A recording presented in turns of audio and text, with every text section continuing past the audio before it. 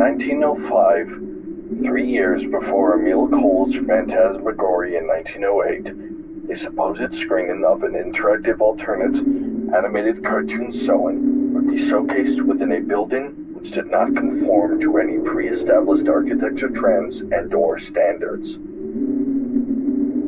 The location was in the middle of a now unknown forest, only known to be at least exactly 5 miles and 7 feet away from a nearby town. A large crowd would arrive at this building, expecting the classic paperback political cartoons of which the town was fond of. The town and its residents would go missing. 357 people were gone within an instant. The town was reduced to a shadow of dust on the ground. It is now the current day. A large group of people have accidentally gathered on the spot where the building once was. They are celebrating the 17th birthday of Charmy Ento.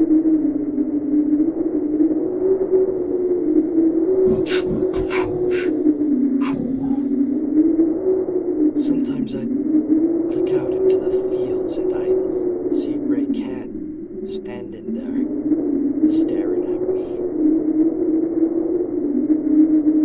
Even though my house wasn't lit and no lights were on, it knew I was there in the darkness. It was staring right at me. And sometimes I could see it smile and then slowly frown again.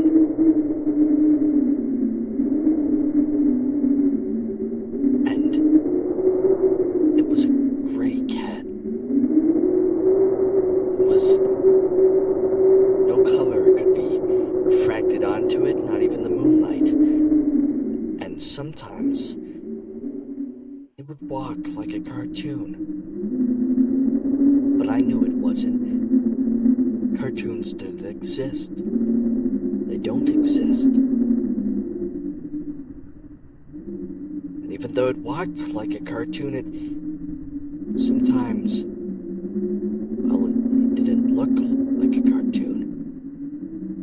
Not exactly, anyway. It didn't breathe like one, and it didn't stare like one.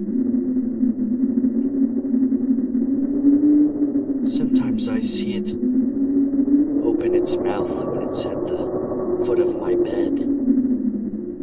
Sometimes it just stares at me from my closet. Sometimes it's in my cupboards, crawling around on my dishes. Sometimes things go missing, and sometimes I start to not believe that certain things do and don't exist. And I'm fairly certain at night, when I open my eyes in the middle of the night, I can see it crouched on my chest, staring into my face, smiling. Black substance drooling onto my nose and my mouth.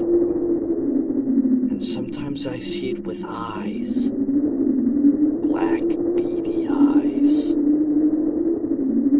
Sometimes it leans into my ear and it says clearer than any other noise in the world.